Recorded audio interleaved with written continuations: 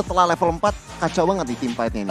Problem dari mereka adalah level 4 mereka punya banyak sekali crowd control yang resource-nya sangat-sangat valuable seperti dengan adanya Fataling dan juga The Way of Dragon. Tapi mereka harus stay sampai di menit 12 karena dengan early game potential hero draft mereka kurang damage, bro.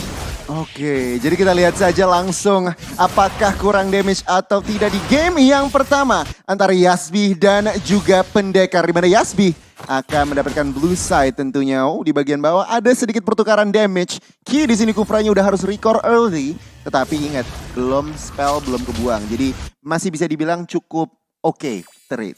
Iya, untuk trade di awal ini bisa dibilang masih benar-benar aman banget dari kedua belah tim. Cuman kalau dari Pendekar yang punya damage lumayan besar di arah early game itu ada di tangan Speechless dengan energy impact-nya. Kalau kita ngeliat ke arah Melissa, head to head yang lawan Kari jelas akan lebih besar damage-nya dikarenakan pasifnya. Tapi Martizi pun udah mulai mencoba memberikan poking damage terhadap Yan. Satu baris P pun hilang. Tapi begitu pun juga dengan Marzi yang mengatakan harus pulang terlebih dahulu agar tidak punya risiko paling besar untuk tumbang. Tapi balik lagi di arah mid lane, Rafflesia pun dengan satu bar HP tersisa masih mencoba untuk pulang dan masih bisa pulang. Diikuti dan juga ditemani oleh Speechless dan juga Idaman. Ya, ngebuang flicker tentunya ini adalah satu spell resource yang akan menjadi informasi untuk teman-teman Yasbi. Ingat, Roundel di sini menggunakan Magic Shop yang berarti dia ingin mendapatkan item lebih. Wave Dragon sudah di-connect ke arah Ki. Damage-nya belum masuk, cover damage yang cukup baik oleh Joey. Belum ada first blood untuk antara Yasbi dan juga Pendekar. Ini yang kayak gini-gini yang sebenarnya bikin gregetan ya untuk di arah early game-nya. Sama-sama punya power, tapi sama-sama masih belum ada yang punya mistik. Dari menit pertamanya, begitu pun Yasbi dan juga dari Pendekar. Tapi udah mulai ada sedikit konflik di arah bottom lane. Di pertemukannya Grok dan juga Lapu-Lapu diikuti dengan Farsha dan juga Fovius di arah bottom lane. Membuat experience sepertinya cukup panas untuk di menit awal seperti ini. Apalagi tadi kita udah melihat bahwa dari kedua XP lainnya juga udah pada pulang. Dan melihat kondisi sekarang, Cho-nya pun sepertinya lagi fokus untuk mengambil jungle terlebih dahulu. Tapi udah mulai ada sedikit pergerakan dengan Barry Perspective di Mazi mencoba untuk ke depan sana memberikan damage ke arah Ki. Tapi masih belum keluar damage-nya terlalu besar. Oke, Demonic Force sudah aktif kali ini. Trimartizi tampaknya menjadi sandbag. Feather Airstrike, zona C. Tapi Phantom C dari belakang mulai maju. Trimartizi cukup low. Wow, charge-nya connect ke arah satu member. Dan Rafflesia dengan Fatalingnya mampu melakukan clutch moment. 1-1 Joey masih melakukan damage di arah belakang. Tetapi tampaknya kiri bagian belakang harus hilang. 2-2 di antara Riverside kali ini. 2-2 dengan Fataling yang sangat on point dari Rafflesia membuat 4 tadi kalau salah. 4 player dari Yasbi terkumpul dengan sangat-sangat erat dan bahkan langsung terkena combo dari seorang Trimartizi tadi dengan adanya Bravest Fighter. Tapi sejauh mata memandang ini masih pertukaran yang masih adil kecuali tadi ya dengan adanya turtle yang udah diambil dan balik lagi dengan adanya yang langsung ditentangkan belakang sana dan bahkan ditambah lagi dengan adanya Feather membuat dia pun pulang tanpa harus melakukan recall. Terlalu outside, terlalu overextend tampaknya kali ini Yans tanpa adanya flicker dan ingat dia menggunakan Hyendra yang tentunya dari health bar-nya akan cukup lunak. Dan itu langsung dimanfaatkannya begitu saja dengan combination of skills-nya tadi.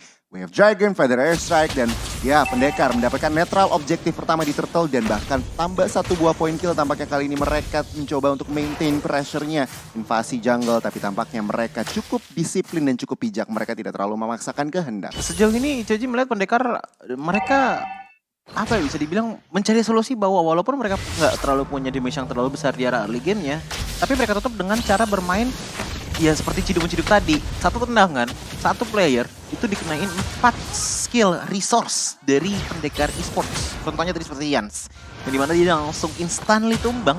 Dan kalau misalkan dilakukan terus-menerus oleh teman-teman dari Pendekar, ini bakalan berbahaya. Mereka bakal punya modal damage yang cukup besar untuk di menit ke-8-nya untuk menekan teman-teman Yasbi agar tidak bisa melakukan apa-apa. Ini untuk saat ini ya menit ke-4 sebenarnya masuk menit ke-5. Aku pengen note di mana gold laner-nya cukup sama-sama cukup fat juga. Mereka dari tadi belum ada yang di take down, belum ya masih memang fair. Saling-saling pressure saja, masih fair juga. Mereka saling-saling jaga posisi.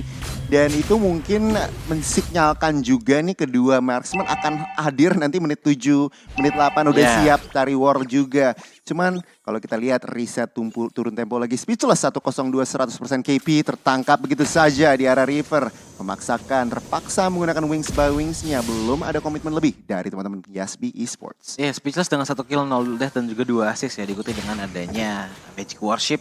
Damage-nya ini bisa dibilang untuk melawan ke arah Yans cukup cepat memeltdown dia. Tapi ngomongin masalah damage, rotasinya pendekar juga dari tadi udah selalu mulai menempel. 3 player minimal kalau misalkan pengen ada tifas kebesaran dari pendekar. Dan bahkan sejauh ini Yasbi pun Choji tidak melihat adanya sergapan untuk menangkap 1 player ataupun 2 player dari pendekar. Oke, menarik juga ya. Jadi masih cukup pasif aja, belum terlalu proaktif.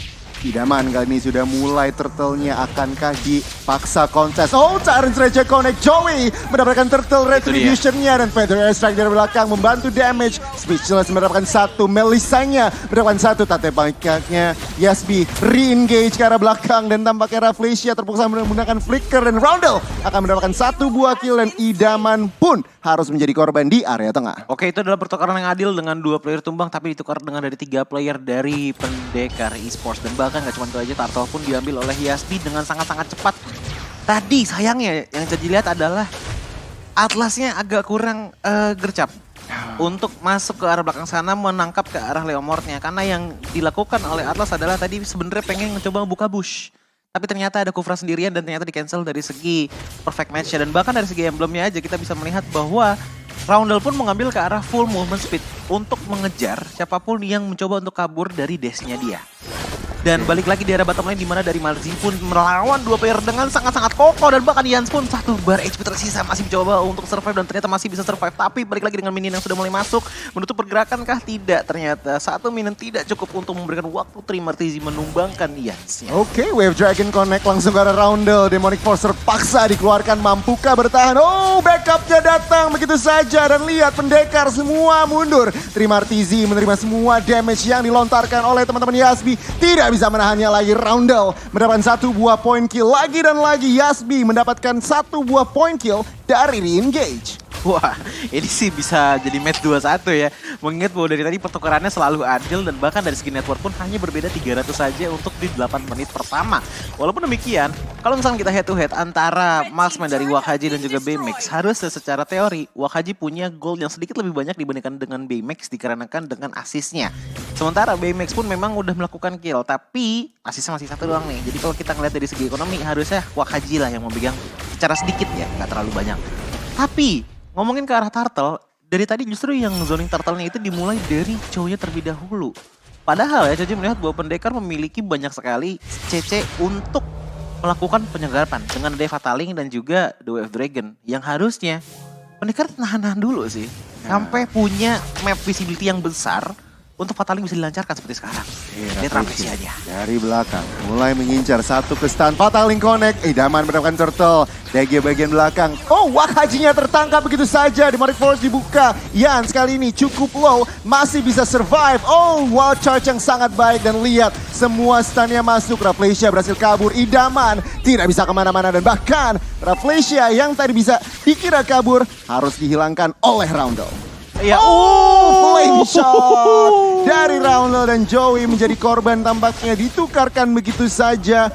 Pendekar meskipun kalah orang berhasil mendapatkan 1 buah point kill. Itu purely tadi disconnected banget sih, tapi balikin ngomongin disconnected ya, Roundel pun sepertinya udah mulai disconnected nih dengan pergerakannya karena sudah mulai dikeluarkan damage yang lumayan besar di Speechless, tapi Speechless pun ternyata tidak mampu untuk menemukan Roundel dengan cukup cepat.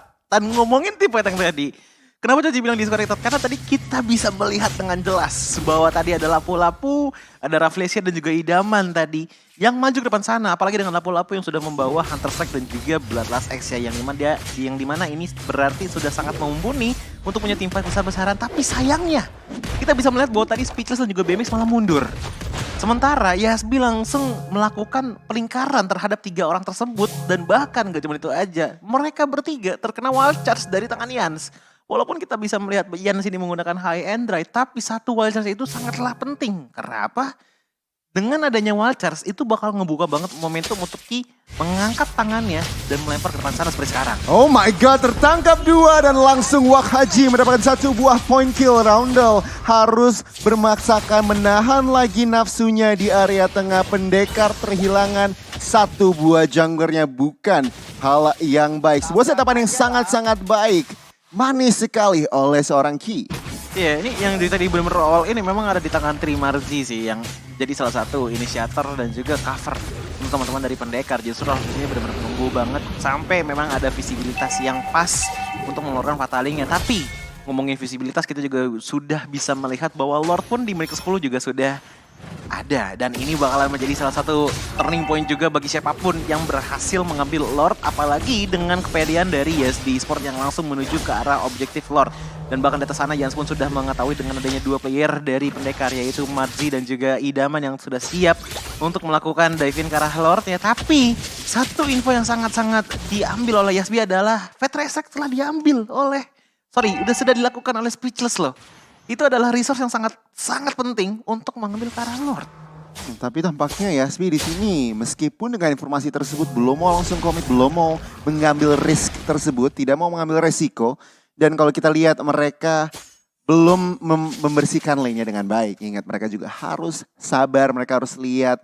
Dan kalau aku ngelihat nih menit ke-11 nih, Roundel Oracle udah jadi. Dia hampir 100% kill participation. Yeah. Bener-bener mid lane VS yang kita nggak sangka-sangka bener-bener efektif sekali dipermainkan oleh Roundel. Karena balik lagi dengan keabsenannya seorang Esmeralda, agak susah untuk menahan pergerakan dari Roundel.